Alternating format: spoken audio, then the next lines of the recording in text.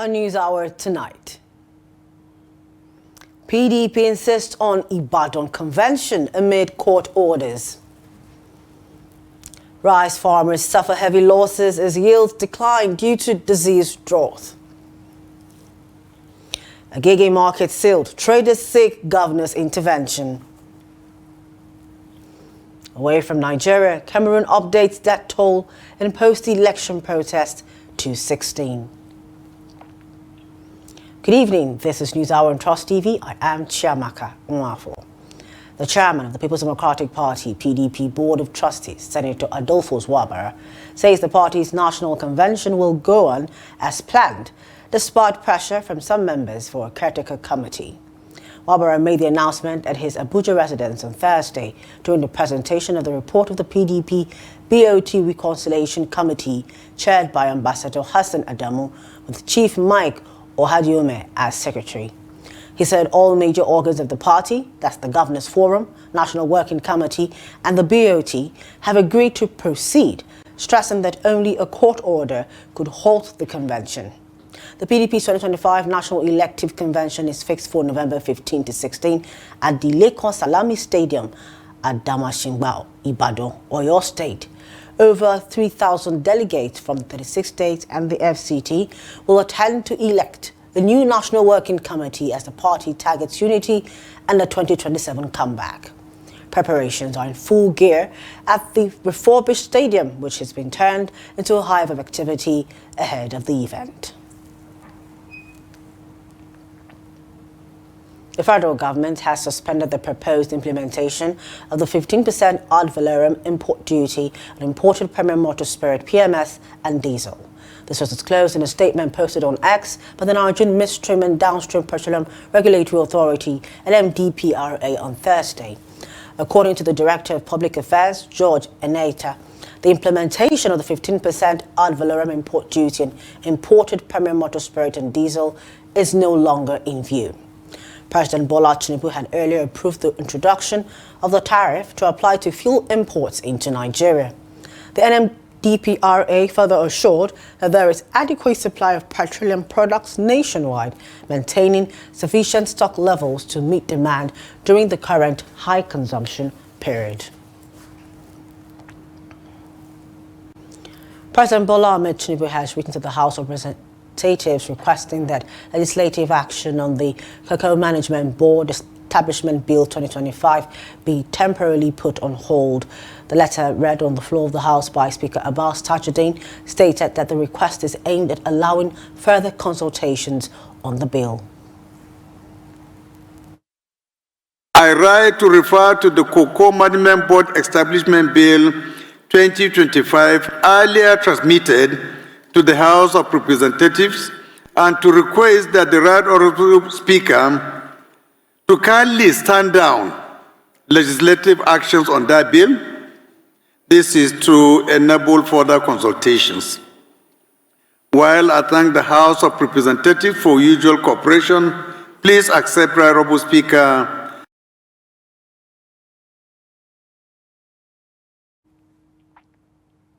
Rice farmers in Bauchi State are counting their losses following a poor harvest this year. Compared to previous seasons, many have recorded sharp declines in yield, raising concerns over food security and future production. Trust TV's Yusha Adamu takes a closer look at the situation. Compared to last year, rice farmers across Bauchi and its environs have suffered major setback this season. Several farmers who previously harvested hundreds of bags of paddy rice say they are barely managed to get a few bags this year. To matsalolin da muka samu dai a kan noman shinkafa shine bana dai mu a yankin nan dai ruwa ya kai. Although we have gotten enough rain, but we have not gotten the expected yields due to lack of application of enough fertilizer, and we attribute this problem to the cost of fertilizers. In one of my farmlands, which I used to get 50 bags previously, this year I only got 35 bags. While large-scale farmers recorded low yields, many smallholder farmers returned home empty-handed as their crops were destroyed by disease and drought. The affected farmers attribute these losses to poor rainfall, pest infestation and diverse weather conditions. The cause of poor harvest in Bauchi is due to a number of reasons. One of it is that the rainy season this year, we have a short rainy season. Now we have stayed for about 1 month without rain. And initially, even the rainy season started with sporadic raining. So there is no much rain. Planting takes us up to end of July. And sometimes some places around first week or second weeks of August. So the rice does not get enough rain. We have a lot of drought in the northern part of Bauchi State, where we have a lot of farmers did not even harvest anything from their farms. Secondly, in the area near Bauchi and some central zone of Bauchi, we have the problem of blast. Blast is endemic in this area, and it has devastated a lot of our farms. Kwaɗan matsala kaɗan da aka samu shine bisa irin shinkafan da muke nomawa.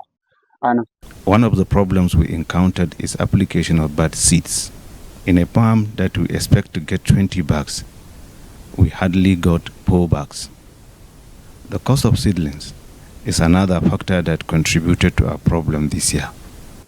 Experts say the crisis poses a significant threat to rice production in the state and requires a holistic approach to address the underlying challenges before the next planting season. Dr. Yahaya Yusuf, chairman of RIPAN in Bauchi, recommends a number of urgent measures to boost farmers' resilience and improve yields. We are calling on the farmers, on the government, to look into this issue. The cost of input should be subsidized everywhere in the globe, in the world. Countries that are serious, they subsidize these inputs for farmers. They make subsidies in one way or the other. Secondly, government should encourage farmers so that they will be able to go back to farm. Importing rice will cripple the farmers in the country. He called on the local, state and the federal government to prioritize interventions such as input support, irrigation infrastructure and access to improved seedlings. Until these issues are addressed, farmers warn that Bauchi may face a shortage of rice supply, as many may not be able to cultivate their farms in the next season. Yushau Adamu, Trust TV News, Bauchi. Still staying in the northeast, the Gombe state government has announced new security measures aimed at strengthening peace and stability across the state. This follows an expanded Security Council meeting chaired by Governor Muhammad Inuwa Yahaya, which led to the suspension of 2 traditional leaders over alleged negligence in handling the recent farmer herder crisis. Hassan Lawan Kohli tells us more in this report. The council deliberated on a series of security challenges, including renewed clashes between farmers and herders in Punakaya local government area, which resulted in the death of 2 persons.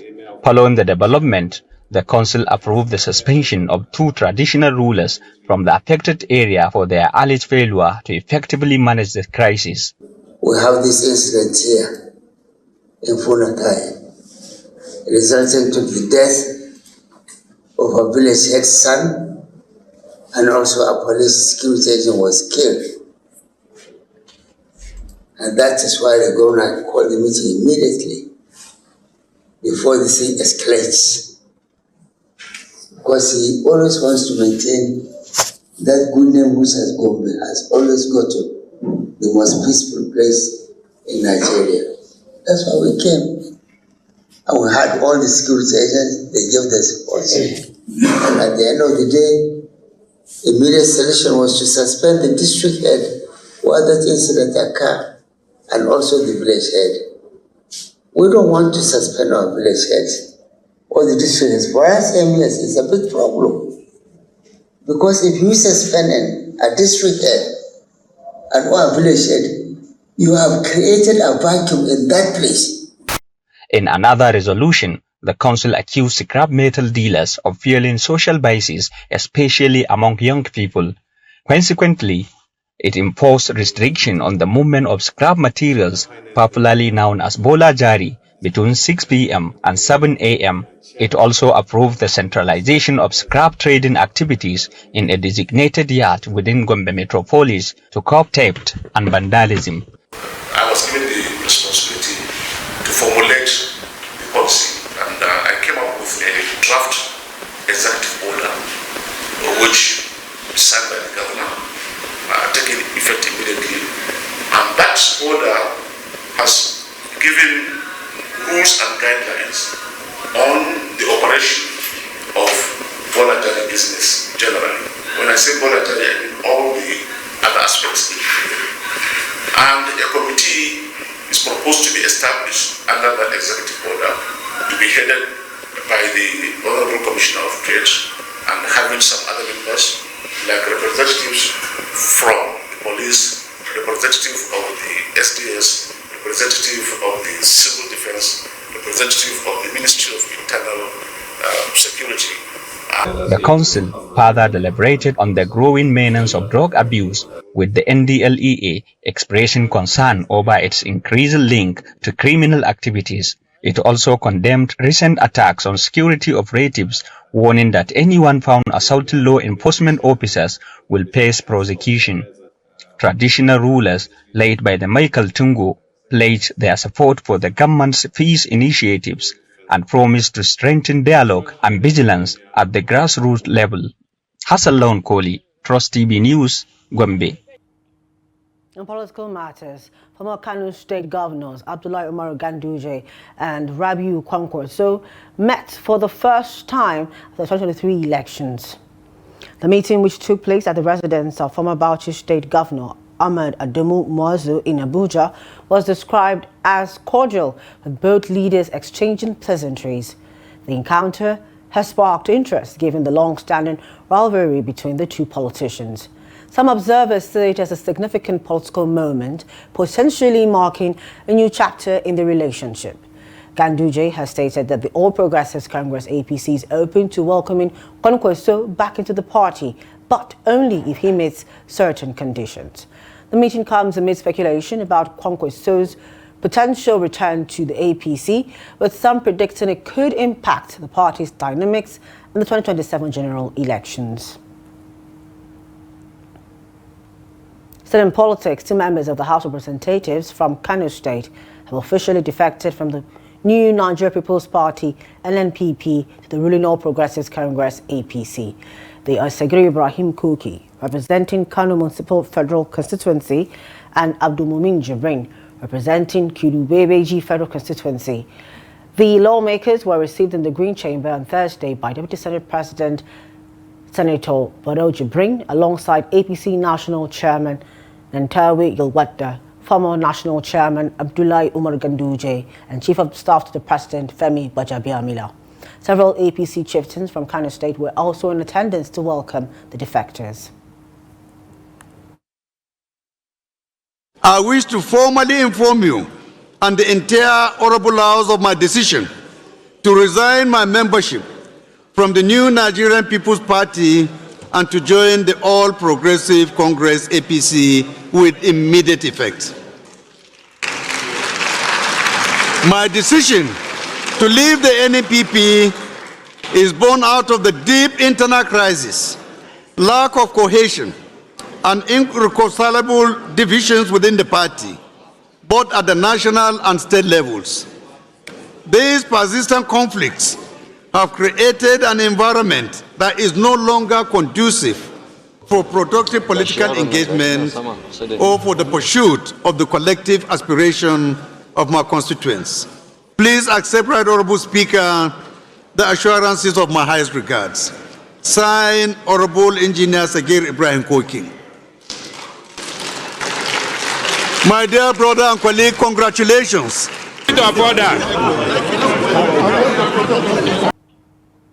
Away from that, on the health scene, the United Nations Children's Fund, UNICEF and the federal government have urged journalists and media organizations to play a leading role in raising awareness and changing public behavior towards eliminating neglected tropical diseases, NTDs, in Nigeria.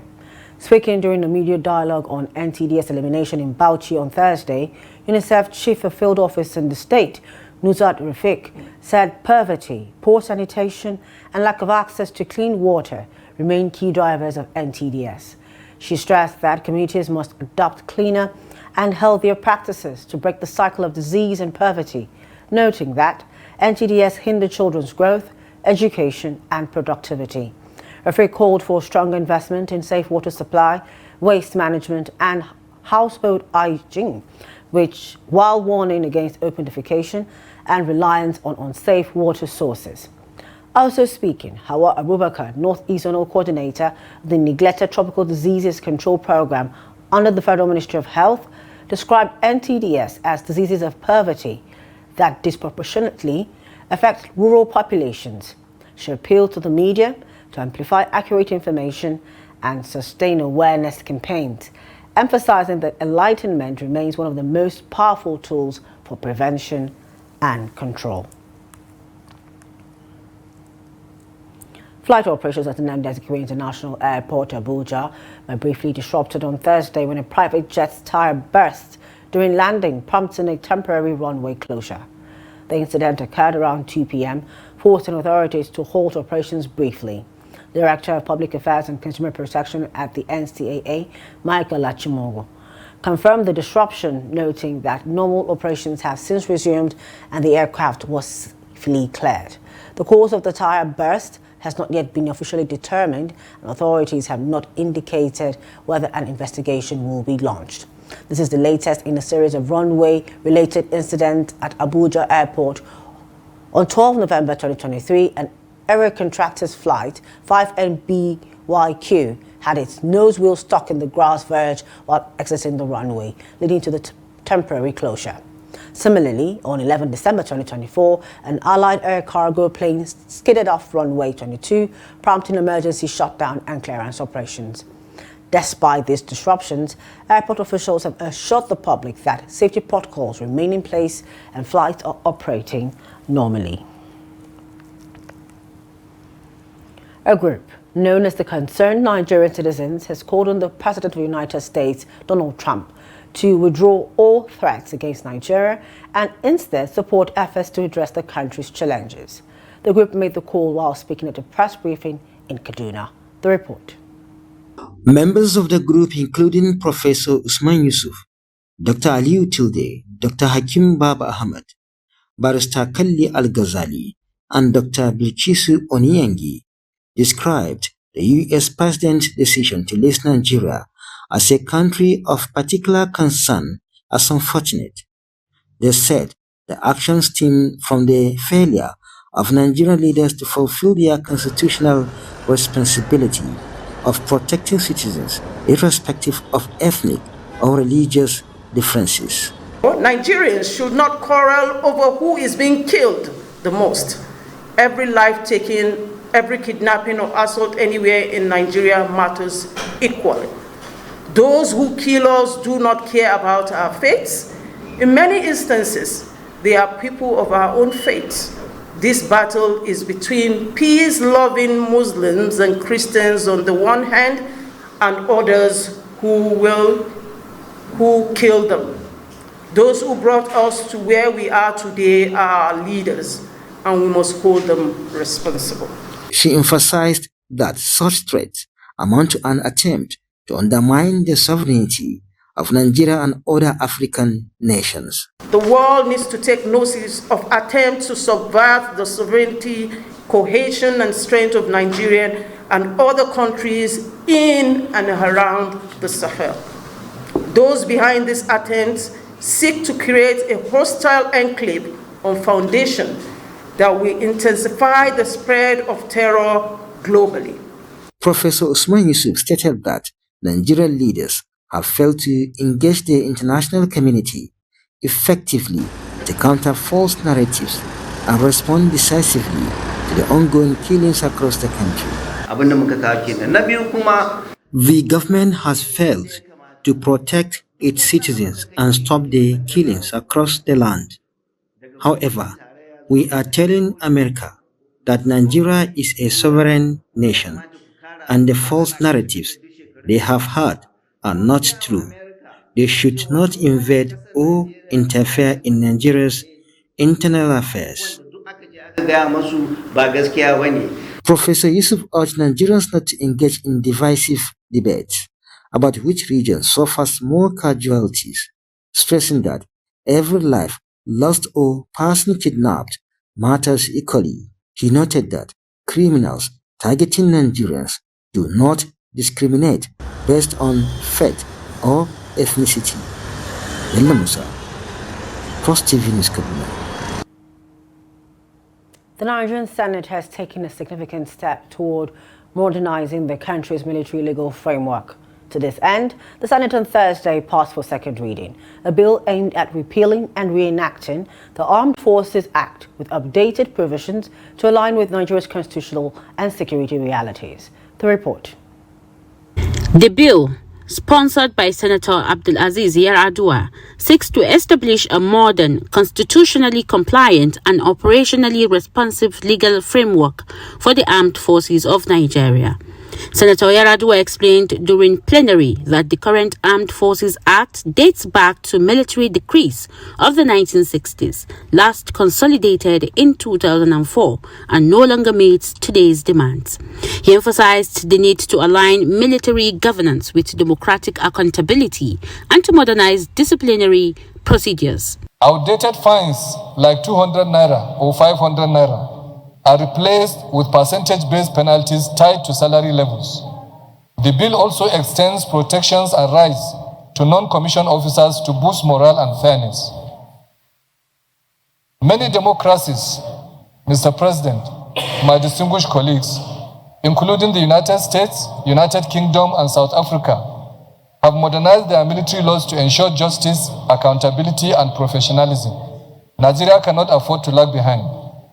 This bill therefore places our military legal system in step with global best practices and strengthens our reputation in international peacekeeping and defense cooperation. Senator Ali Ndume from Borno South lent his support, describing the reform which he said was long overdue. Mr. President, it's a long time and there is a need to, as we evolve in our democracy, we also align all other laws, especially the armed forces, to be in line with modern democracy, rule of law. This is what this bill is trying to do, to update the laws, subject the armed forces to civil rule, and also improve on human rights, protection, and others, and efficiency. Senator Tahir Mungonu called the bill a necessary move to bring military authorities under democratic control, while Senator Samson Ekong of Akwa Ibom South called it a profound step to deepen the nation's defense policy framework. It also seeks to subject military authorities to the command of the commander-in-chief, that is democratically elected president, or in a nutshell, subjects military authorities to the authority of democratically elected institutions so that they cannot be masters of themselves. It's very important that the principles of fair hearing, that the principles of our constitutional process be fully followed. So on behalf of Akwa Ibom South, I throw my weight behind this bill as part of a wider process of reform that will deepen the contents of our military law and jurisprudence. Deputy Senate President Barrow Jibril, who presided over the session, put the bill to a voice note for passage. He later referred it to relevant committees on defense, Army, Air Force and Navy, directing them to report back within 4 weeks.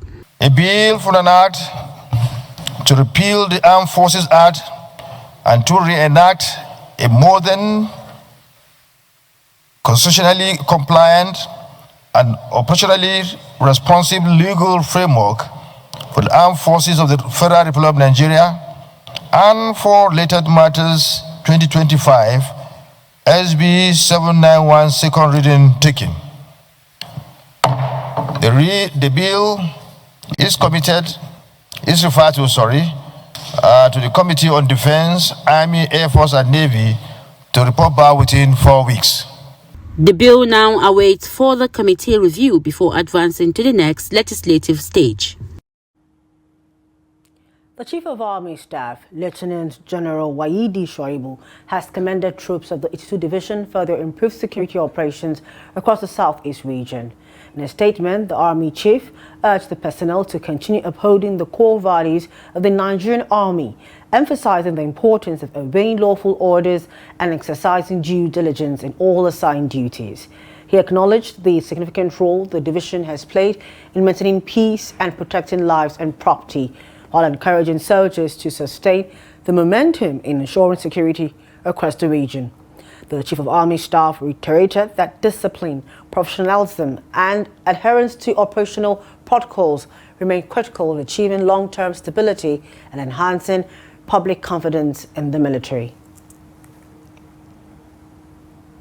I want to encourage you to remain steadfast, disciplined and resolute as we carry out the tasks before you.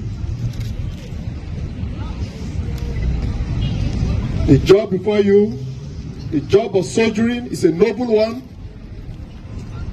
and you must continue to uphold our values, the Army core values.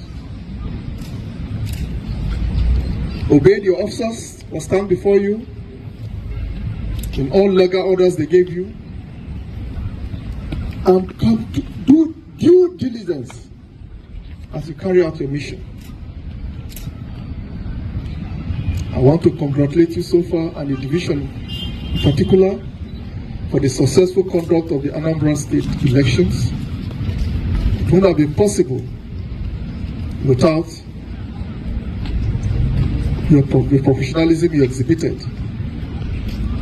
Are you promising me you will uphold that? Yes, sir. Are you promising me that? Yes, sir. Good. To certain security matters, troops of the Joint Task Force JTF Northeast Operation Hedinkai have rescued 74 National Youth Service Corps NYSC members from a possible abduction by Boko Haram ISWAP terrorists along the Buratai-Kumuyu Road in Borno State. The immediate information officer of the task force, Sani Ba, disclosed this in a statement on Thursday, noting that the Corps members were intercepted while traveling in 3 buses through the volatile corridor. According to him, a military patrol team was swiftly deployed to the scene after a CCTV system monitored by troops detected suspicious movements involving the vehicles. Uba said the rescued NYSC members are currently being accommodated at the Buratai military base, pending further arrangements for their safe relocation to their destinations. The statement reaffirmed the military's commitment to ensuring the safety of citizens and preventing terrorist elements from disrupting peace and stability in the Northeast. This is News Hour on Trust TV. We'll return from the break. We'll take a look at Agege market being sealed and traders seeking the governor's intervention. Just stay with us. We'll be right back.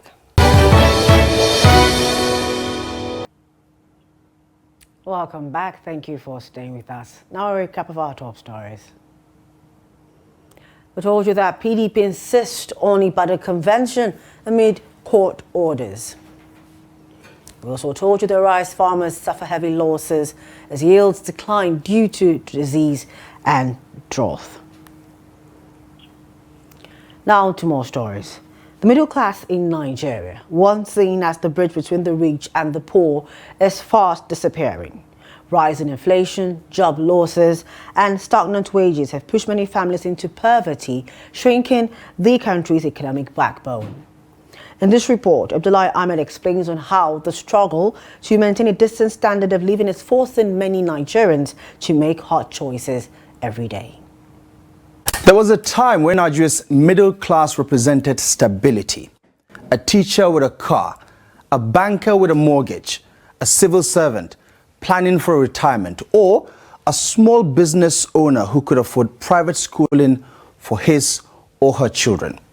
In the early 2000s, analysts like Standard Bank estimated this particular group at roughly between 20 to 23% of Nigeria's population.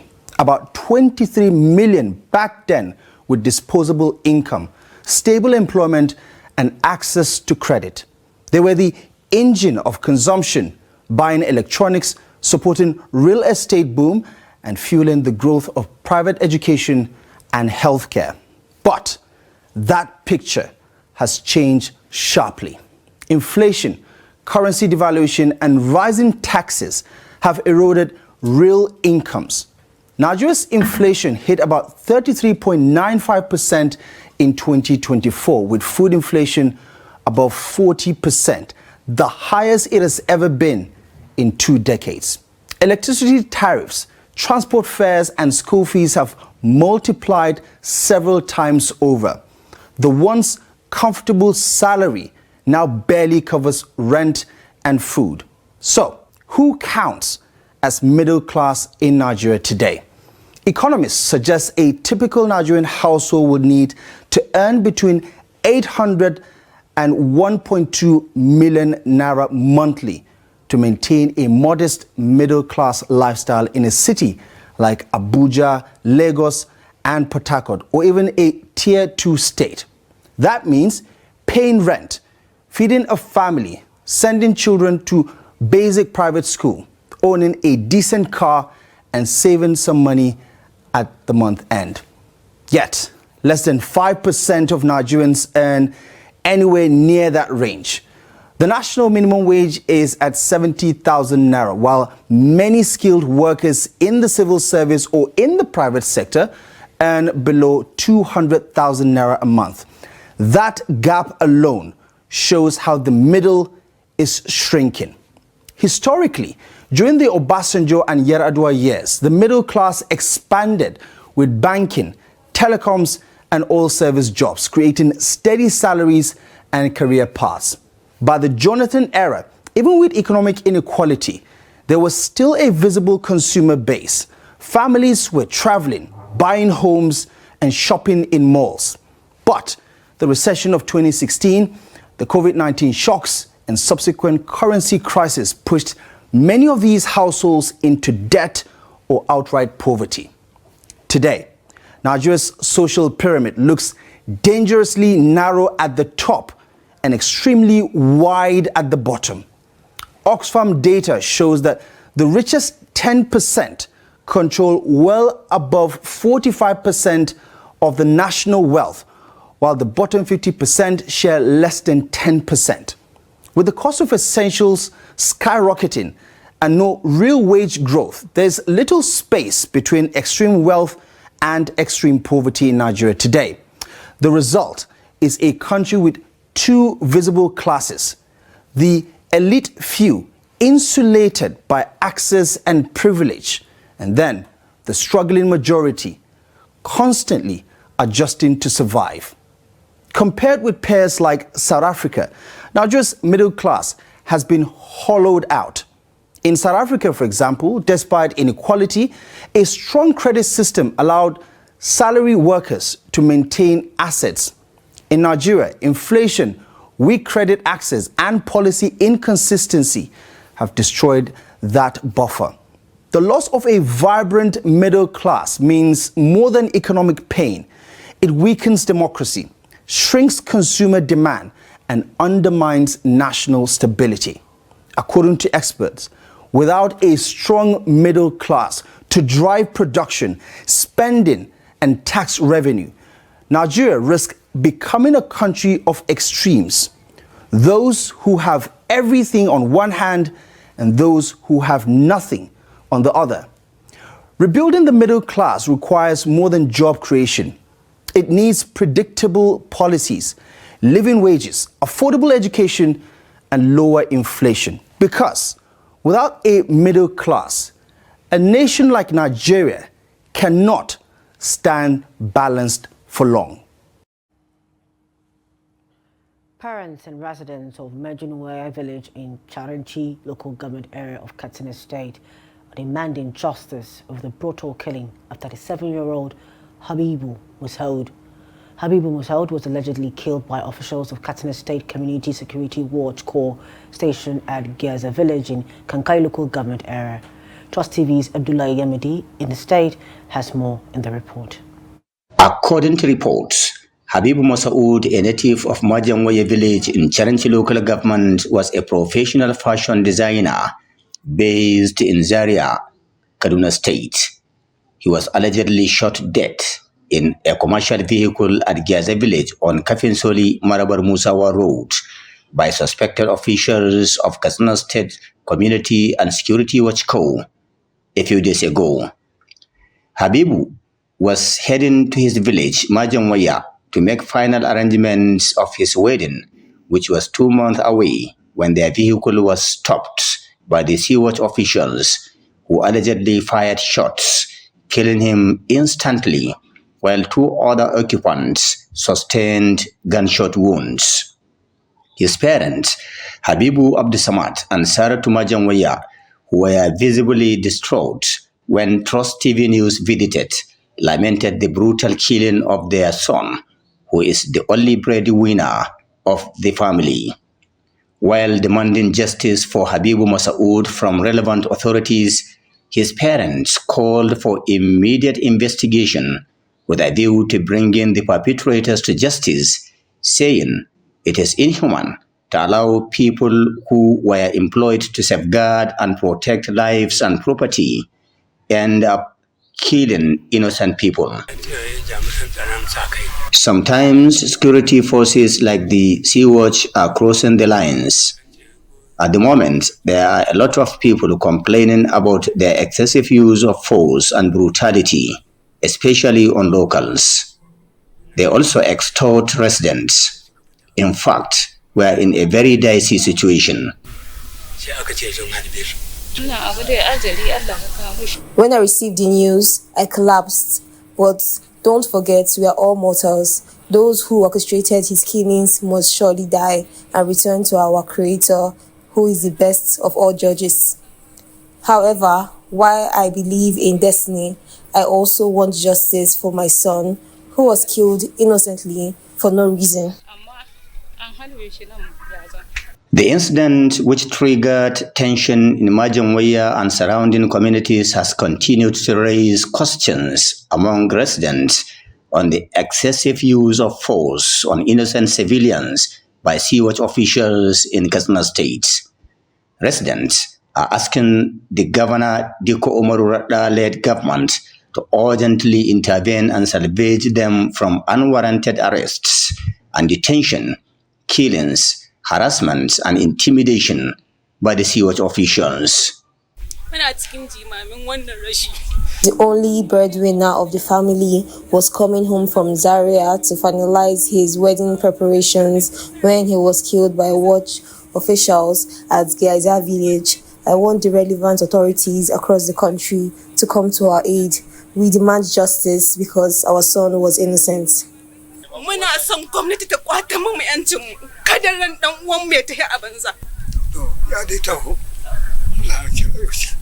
Actually, it is difficult to comprehend our situation because we have been subjected to untold hardship. The sad part is that the people employed to protect us are the ones killing us. Just a few days ago, this village was attacked and many residents abducted. The unfortunate killing has thrown the entire Majangwaya community into mourning, leaving residents referencing similar brutal killings linked to the local security outfits across the states. The Special Advisor on Katsina State Community and Security Watch Corps, Yusuf Ibrahim Safana, who promised to respond to the claims, later declined comments, promising to call Trust TV News anytime he is available. Abdullahi Izmayamadi, Trust Television News, Katsina. From Katsina, we go to Lagos State, where traders along Old Abeokuta Road in Agege are appealing to the Lagos State Governor, Babajide Sanwo-Olu, to intervene after the newly elected local government chairman reportedly sold their market and locked over 100 shops. Victoria Colo's report is presented from our studio. The old Abiakuta Motor Road Market, located beside the Agege Main Market, has been sealed by the newly elected chairman of Agege Local Government, Abdul Ganiyu Obasa. The closure, which took effect on Tuesday, November 4th, 2025, has left many traders stranded and lamenting the loss of customers and income due to the locked shops. According to affected shop owners, Lagos State Task Force officials arrived in patrol vans and ordered all traders, especially those operating near drainage extensions, to vacate the area, a directive they said they promptly obeyed. However, a confirmation reportedly broke out between some area boys and the task force officers, leading to the sealing of more than 100 shops. The affected traders and shop owners are now appealing to Governor Babajide Sanwo-Olu to intervene and facilitate the reopening of the market. This is the 8th day. This happened last week, Tuesday, and it happened between Kai officials. They are here to sanitize the environment. There are people that are illegally, doing business along the road corridors, most especially the railway side. And, Agege presently have a new chairman, new government that is interested in, sanitizing the environment and make it look good and clean. So I think he engaged the KAIS officials to come and clear the corridor. And on the process, there are some minor attacks from, people revolted that this and that, they don't want to, adjust. They don't want to be displaced where they are doing their business. And along the process, there are some, little injuries. Actually, what came up is strange to every one of us. I think we are here last week Tuesday when the KAI official came. Initially, when they came, they are just trying to maintain orderliness, that all this extension, they said they brought warning to us before that we should remove those extensions. But when they came, they left our place and go to the other side. We learned that some people went and attacked them to the extent that one of them got injured. So when they are coming back, another they came to chase everybody away and lock the shop. It was just sudden on Tuesday morning, last week Tuesday, that we saw their vehicle. They came, they started. It was kind of a war. Brought security officials to shooting tear gas, firing tear gas, that we should start removing it, even by force, without prior notice. They started removing all these extensions, and most of us too, we complied by it, and they sealed up our shops. And since then, we've been going to their office here and there, virtually every day, for them to come out and seal it for us. After a few days that the commissioner came around here, and then we thought they were going to face the other side, which is the railway line. And then on Saturday evening, around 6 o'clock, some kind of people now came around and said that everybody should remove the extension. That was on Saturday evening. Ordinarily, not supposed to be official, it's after 6 o'clock. And so on Tuesday morning, early morning, they came with their tractors, with their things, and start demolition. And then along the line, we will hear that maybe there was a small fracas somewhere, because this is like a game market, so you can expect anything. Reports indicate that each of the sealed shops was locked with a red padlock, with the reopening set to attract a fine of 20,000 naira per shop. Shops locked with 2 padlocks are reportedly required to pay 40,000 naira before reopening. Despite these conditions, the traders say they are ready to comply with the local government's regulations, as their main plea, however, is for the market to be unsealed so they can resume their trading activities and restore their livelihoods. The House of Representatives has directed the Federal Ministry of Education and WAEC to suspend the planned computer-based testing CBT for the 2026 WASCE until 2030. Decision followed a motion by Honorable Kelechi Nwogo, who warned that most schools, especially in rural areas, lack computers, internet access, power supply, and trained teachers for the CBT system. Here's more in this report. Lawmakers urged the ministry to use the next 4 years to provide necessary facilities and training, while committees engage stakeholders and report back within 4 weeks. House is also aware that most of the schools in the urban areas and in the rural areas do not have functional computers, nor computer teachers, and as a result, they have not used computers before. We are further aware that unlike JAM, no candidate is expected to write less than 9 subjects, including practical, objectives, and theory. The House also addressed the nation's revenue crisis, noting that Nigeria loses over 8 trillion naira annually through tax incentives, waivers, and exemptions, in a motion moved by Honorable Ibrahim Muhammad. The House resolves to constitute an ad hoc committee to investigate the administration and impact of tax waivers, exemptions, and incentives granted by the government between 2015 and 2025. Other adopted motions include the immediate establishment of a committee by the Federal Ministry of Health and Social Development to ensure hospitals nationwide have the capacity to handle emergencies, moved by Honorable Rodney Mbaiwe, and the need to reduce fertilizer and farm input prices, moved by Honorable Yusuf Galambi.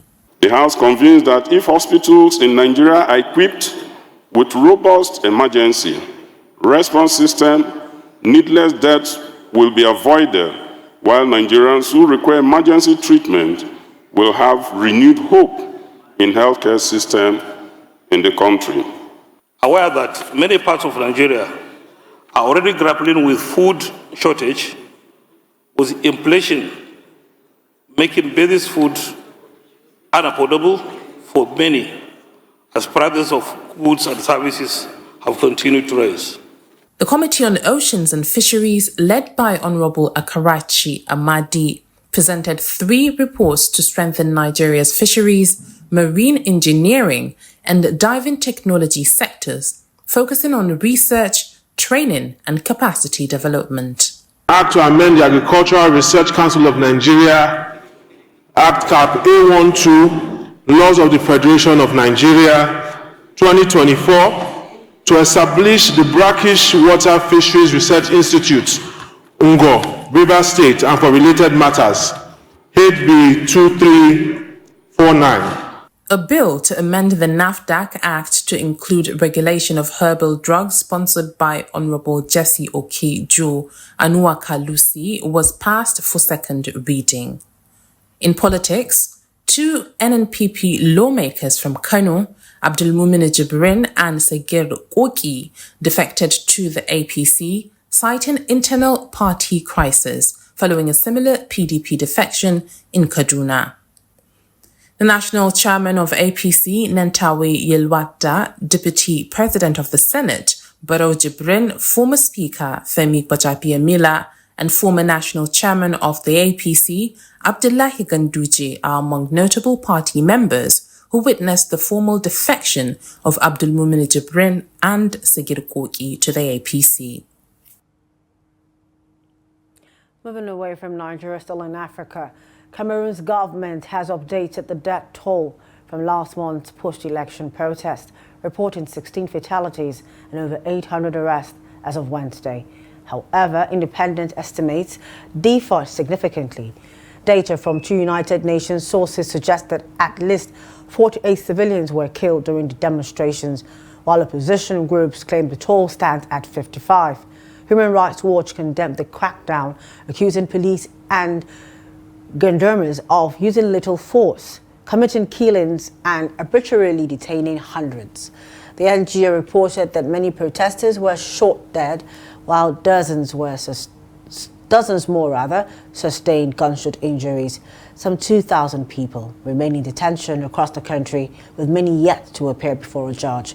The unrest erupted after the announcement that President Paul Biya had won an 8th term in office in the October 12 election, which opposition parties and supporters alleged was rigged. At 92 years of age, Biya is the world's oldest sitting leader. Many young Cameroonians have voiced a desire for political change. And in sports, Super Eagles of Nigeria defeated the Panthers of Gabon 4-1 in Rabat, Morocco in their first match of the 2026 World Cup playoffs. Nigeria and Gabon played goalless in the first half, while the second half saw both teams fighting hard to earn a goal. Nigeria scored first through Akko Adams in the 78th minute. Gabon equalized from deflection of Osai Samuel by Lamina to make it 1-1, ending the regulation time. The first half of the extra time saw 3 more goals in the 97th from Chidera Ijuke, as Victor Osimhen made up for the goal earlier missed by scoring a brace to make it 4-1. Nigeria awaits the winner between Cameroon and DR Congo to pick a ticket for the International World Cup playoff.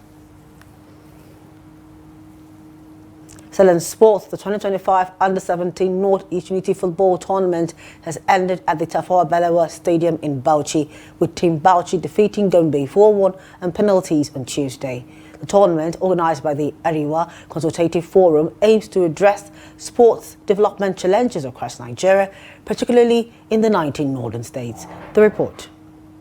Shortly after presenting the trophy to Team Bauchi at the zonal final, both coaches expressed optimism that the tournament will serve as a platform to nurture young talents and advance youth football development in the region. Is happening in the game, but in the good faith. Honestly, our players performed very well throughout the tournament.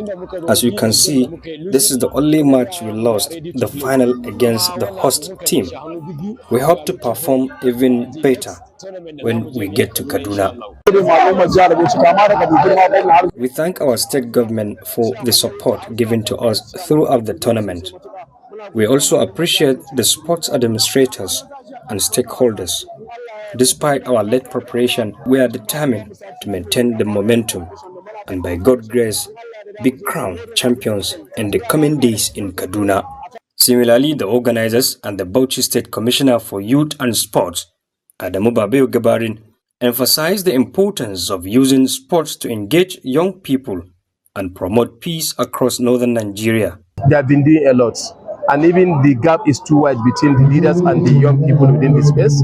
So at least this kind of tournament is a window of giving opportunity to the young people that has a better understanding on what this our leader has been doing for the past 40-50 years for the northern Nigeria, so that we can have a better understanding of what they are doing, so that we can get close to them, so that we can be able to learn, you understand, so that we can also be able to add value. Honorable Sadiq Bagay, which is the one that organized this, and we must commend him because this is source of unity, and we know Arewa with unity and peace.